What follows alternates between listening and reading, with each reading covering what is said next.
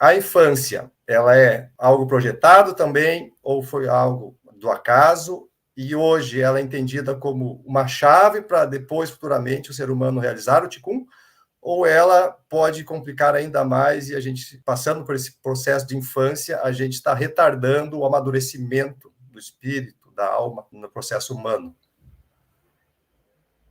Projetado não foi. Os espíritos dizem com muita tranquilidade, quando você pergunta, tem criança no paraíso? Não tem. Ou seja, partindo-se do pressuposto de que a parte incriada disso que já existe, esse nosso universo foi criado a partir de um certo ponto, mas antes disso já existia espiritualidade superior, Deus, espíritos, blá, blá, blá. Aqui não tem criança, segundo o que eles falam. E assim, na hora que você observa a biologia, você percebe que a vida primeiro surgiu no seu aspecto unicelular. Na verdade, anterior à condição unicelular, porque um protozoário, um vírus, não é nem uma célula ainda. E isso aqui já é, entre aspas, a primeira face da vida, ainda que os cientistas teimam por não chegar a uma conclusão se um vírus é um ser vivo ou não.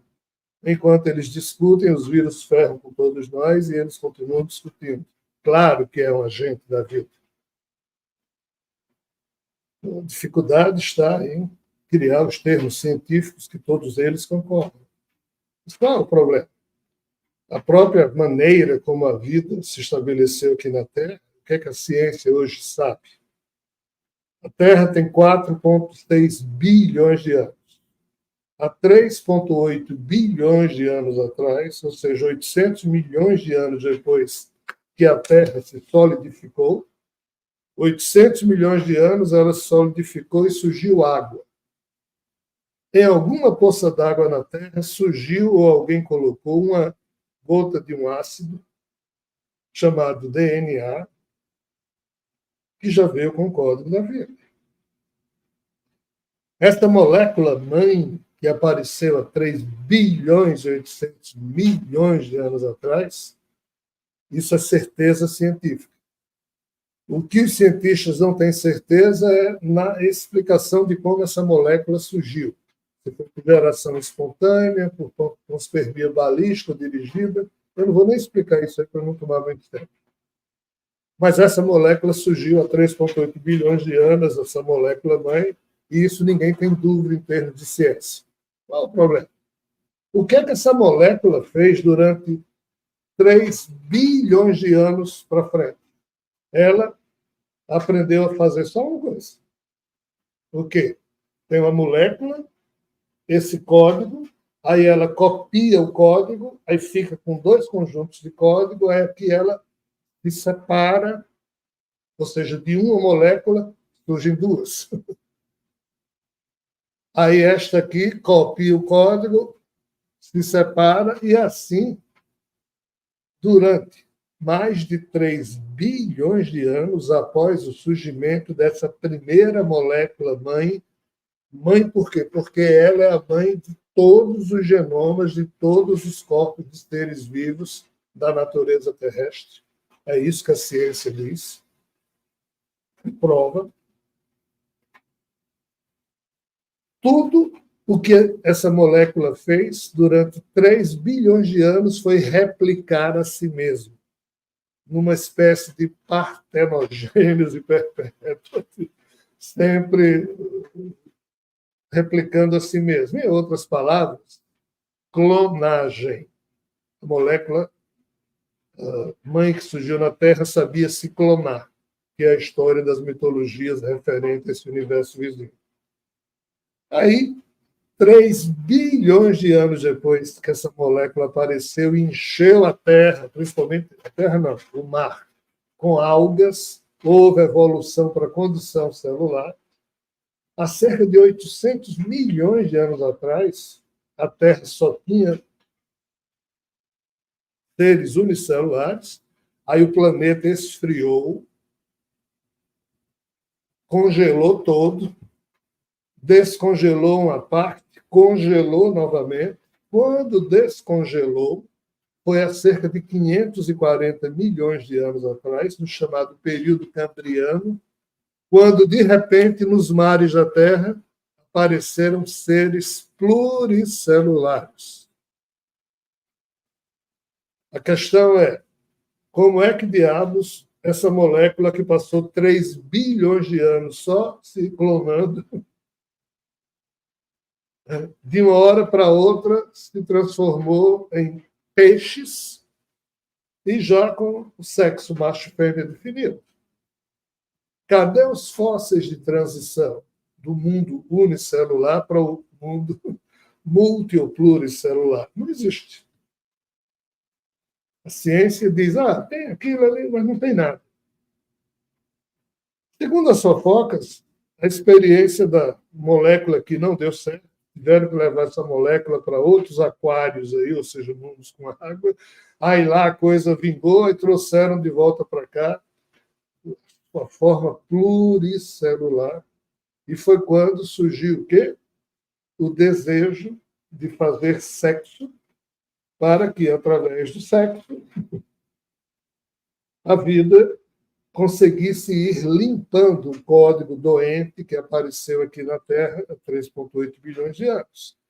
Quem é que pode provar que é doente? Os cientistas. Por quê? Porque os fósseis mais antigos unicelulares já têm câncer. Ou seja, os cientistas descobriram que logo depois que essa molécula apareceu há 3,8 bilhões de anos, os primeiros fósseis dessas moléculas já mostram que elas tinham câncer, ou seja, o código delas estava bichado. Veio para a Terra bichado, doente. Isso é ciência. Então, a vida ela é doente. Ela já nasceu doente. Ela tenta diminuir esse grau de doença através de 1001 truques, e a própria sexualidade é um desses truques.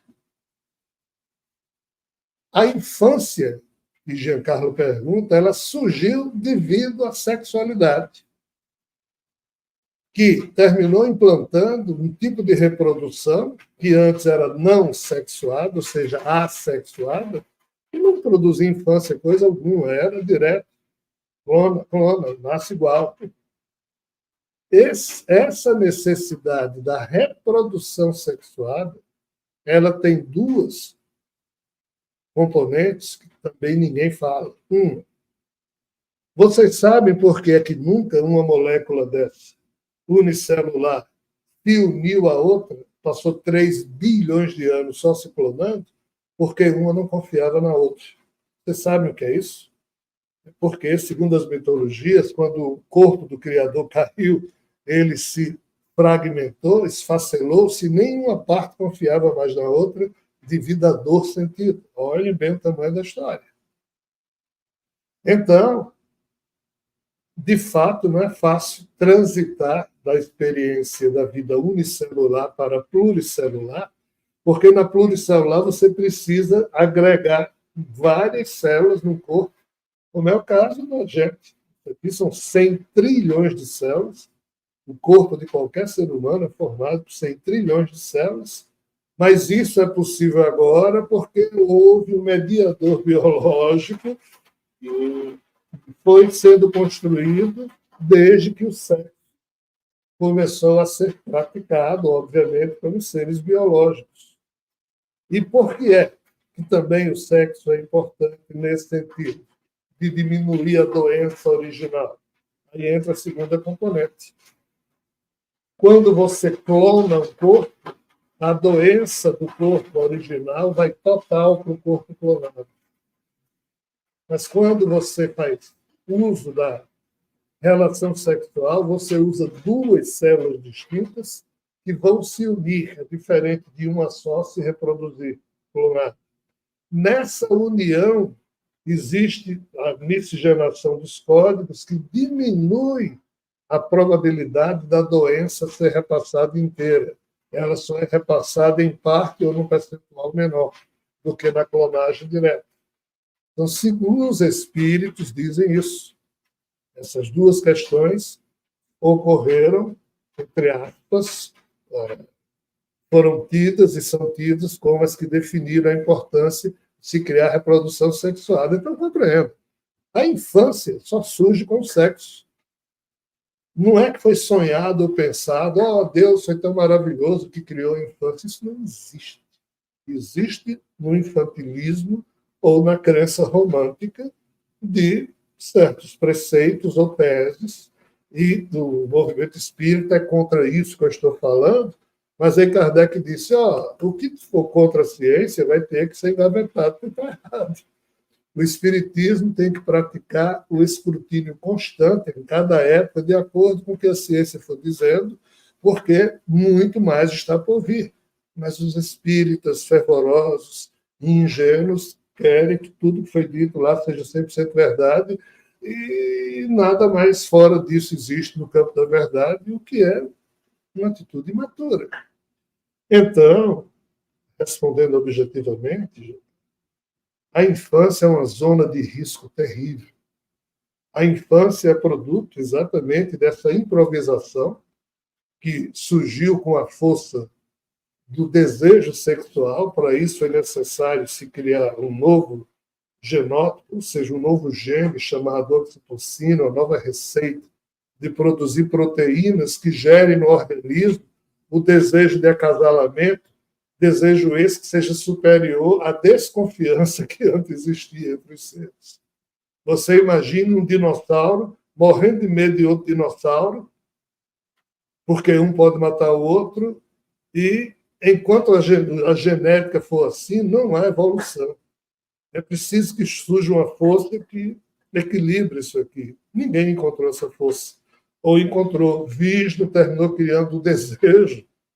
E o desejo é uma força tão maluca que faz com que essa fera esqueça que do outro lado tem outra fera e deixe de lado momentaneamente o medo de morrer e prefira correr o risco para sentir um orgasmo.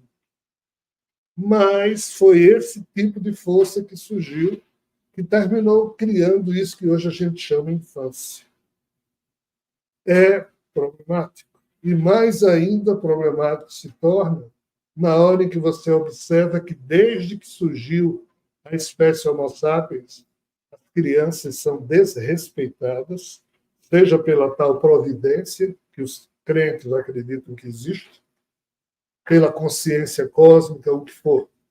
Recentemente eu lancei um livro cujo título é O Abismo da Consciência Cósmica, mostrando exatamente que essa consciência cósmica, essa providência, ou seja lá o nome que a gente queira dar, não tem demonstrado qualquer preocupação ou incômodo com o sofrimento da vida, com o sofrimento dos agentes da vida. Não, mas todo mundo se preocupa. Todo mundo quem, cara? Não, Deus se preocupa com o sofrimento humano. Como se até hoje todo mundo continua sofrendo, e principalmente as crianças, que a cada 10 segundos que a gente está falando aqui, tem uma sendo estuprada. Eu não gosto nem de falar porque a gente se sente mal. E cadê Deus? Cadê a justiça divina? Cadê a providência? Cadê a consciência cósmica? Por que é que Deus não se incomoda? Não, ele se incomoda, mas faz o quê? Não, ele manda mensageiros para cá. Então, assim, pessoal, o assunto é mais complexo. Eu não vou abordar aqui, mas eu abordo essa questão do incômodo exatamente nesse livro e em outros, mas isso é uma discussão que tem que permanecer aberta. Fechando a questão da infância, é uma zona de risco sem tamanho. E, infelizmente, como nós humanos, a coisa é tão complicada. Quando você pega um pedófilo adulto e vai investigar a vida do cara ou da pessoa, essa pessoa ela sofreu abuso sexual em criança, quando criança, a maioria deles. Pelo menos é isso que se fala, em termos de estatística. Houve um trabalho da imprensa francesa sobre os padres pedófilos e os poucos que terminaram abrindo a boca, todos eles confessaram que tinham sofrido abuso quando eram crianças. Quer dizer, você sofre um abuso quando é criança, uma parte da lógica diz, não, então essa pessoa, quando tornar adulto, não vai querer fazer isso. Mas a química da vida biológica é tão estranha, aí entram os tais transtornos, os dramas, os traumas que Jean estava falando, que são produzidos na infância e ferra com o ser humano, que ferra com sua sensibilidade, ferra com o adulto que um dia irá surgir. Então, a infância é muito problemática. Nós, humanos, deveríamos ofertar um outro tipo de educação, mas principalmente a educação para os adultos saberem tratar crianças. Mas nós não temos professores para isso. Então, assim, o tempo é o professor, a vida é a própria escola, feliz de quem nasce numa família que tem alguém que possa cuidar com zelo da idade infantil, mas, infelizmente, é a minoria. A maioria das crianças terráqueas sofrem, e nem os santos, ninguém pode fazer nada, e ninguém pode fazer nada. O problema da onipotência divina, da onisciência divina, da onipresença divina fica muito complicado ser entendido sob essa perspectiva. Mas essa é a resposta adulta frente aos fatos. A resposta romântica, Deus previu tudo isso e criou a infância como sendo a passagem de um psiquismo que vai vir do mundo espiritual e novamente encarnar. Está tudo certo, mas o ser humano é que estraga tudo, porque o que a religião católica diz é que Deus é perfeito e a vida é perfeita. Nós, os humanos, é que somos a doença da vida. Isso tudo porque nenhuma religião, e nem mesmo o espiritismo, conseguiu encarar de frente a resposta para o porquê o mal existe. Kardec, pelo menos, foi decente. No livro A Gênese, nos seus capítulos 2 e 3, ele analisa isso e diz, de fato, não é uma incongruência. Deve existir alguma razão que um dia a gente vai entender, blá, blá, blá, blá, blá, blá. As outras religiões fazem vista grossa e dizem isso. Não, Deus é perfeito, a providência é perfeita, a vida é perfeita. Os humanos é que são a doença da vida. Nada a ver. Nós somos as vítimas da história.